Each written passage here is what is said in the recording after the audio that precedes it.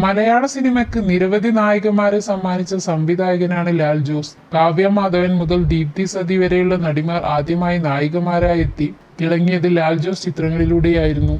ലാൽ ജോസ് സംവിധാനം ചെയ്ത രണ്ടാമത്തെ ചിത്രമായ ചന്ദ്രനുദിക്കുന്ന ദിക്കിലാണ് കാവ്യ മാധവൻ ആദ്യമായി നായികയാകുന്നത്.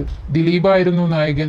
അത്രയും നാൾ ബാലതാരമായി തിളങ്ങിയ കാവ്യയെ നായികയാക്കാനുള്ള തീരുമാനത്തിൽ മഞ്ജു വാര്യർക്കും പങ്കുണ്ടെന്ന് പറയുകയാണ് ലാൽ ജോസ് ഇപ്പോൾ.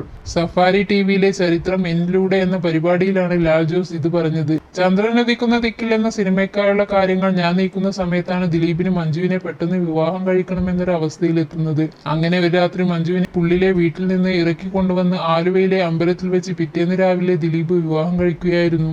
ആ രാത്രിയിലെ ഓപ്പറേഷനിൽ അടുത്ത സുഹൃത്തുക്കളായ ഞാനും ബിജുമേനോനും കലാഭവൻ മണിയും ഒക്കെ ഉണ്ടായിരുന്നു. അതിനുശേഷം ഞങ്ങൾ സിനിമയുടെ കാസ്റ്റിംഗിലേക്കും മറ്റും കടന്നു. ശാലിനിയാണ് ഞങ്ങൾ ആദ്യം തീരുമാനിച്ചിരുന്നത്. ശാലിനിയെ കാണാൻ ഞങ്ങൾ മദ്രാസിൽ ചെന്നു. അച്ഛനെ കണ്ടു. അദ്ദേഹത്തെ മുന്നേ അറിയുന്നതാണ്. അന്ന് അദ്ദേഹം പറഞ്ഞത് മണിരത്നത്തിന്റെ സിനിമ ഒരെണ്ണം വന്നിട്ടുണ്ട്, അത് തീരുമാനമാക്കിയിട്ട് പറയാമെന്നാണ്.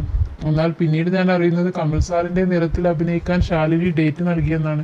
രണ്ടും ഒരേ സമയമാണ്. അങ്ങനെ അടുത്ത നായികയെ തപ്പാൻ തുടങ്ങി. എന്റെ സിനിമയിൽ എപ്പോഴും പുതിയ നായികമാർ വരുന്നത് എന്ന് ചോദിച്ചാൽ നിവൃത്തികേട് കൊണ്ടാണ് പലപ്പോഴും പുതിയ ആളുകളെ കണ്ടെത്തേണ്ടി വന്നിട്ടുള്ളത്. ആദ്യം തീരുമാനിക്കുന്ന നായികയെ ഷൂട്ടിംഗ് തുടങ്ങാറാകുമ്പോൾ എനിക്ക് കിട്ടാതെയാവും. മറവത്തൂർ കനവിൽ മഞ്ജു ആയിരുന്നു. മഞ്ജുവിനെ കിട്ടാതെ വന്നപ്പോൾ വേറെ ആളെ നോക്കി. ചന്ദ്രനുദിക്കുന്ന ദിക്കിലും അവസാന നിമിഷം ശാലിനിക്ക് പകരം വേറെ ആളെ നോക്കേണ്ടി വന്നു.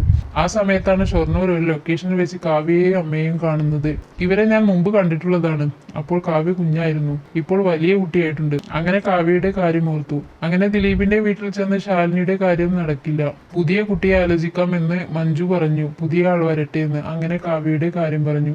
അവൾ നായികയായി അഭിനയിക്കുമോ എന്ന് അറിയില്ല, സ്ക്രീനിൽ ചെറിയ കുട്ടിയായി തോന്നുമോ എന്നും സംശയമുണ്ടെന്ന് പറഞ്ഞു. അപ്പോൾ മഞ്ജുവാണ് പറഞ്ഞത് അവൾ കറക്റ്റ് ആയിരിക്കും, ചെയ്താൽ നന്നായിരിക്കുമെന്ന്. ചുരിദാറൊക്കെ ഇട്ടാൽ ഏത് പെൺകുട്ടിയും മെച്ചറായി തോന്നുമെന്ന്. അങ്ങനെ ഞാൻ നീലേശ്വരത്ത് കാവ്യയുടെ വീട്ടിൽ പോയി. അച്ഛനെയും അമ്മയും കണ്ട് സംസാരിച്ചു. അവർക്ക് സന്തോഷമുണ്ട്, പക്ഷെ അവർക്ക് ഒരു പേടിയും ഉണ്ടായിരുന്നു. നായികയായി അഭിനയിച്ചാൽ ആളുകൾ എന്തെങ്കിലും പറയുമോ, കല്യാണം നടക്കുമോ എന്നൊക്കെയായിരുന്നു പേടി. അവസാനം അവരെ പറഞ്ഞ് കൺവിൻസ് ചെയ്യുകയും കാവ്യ സിനിമയിൽ അഭിനയിക്കുകയായിരുന്നു.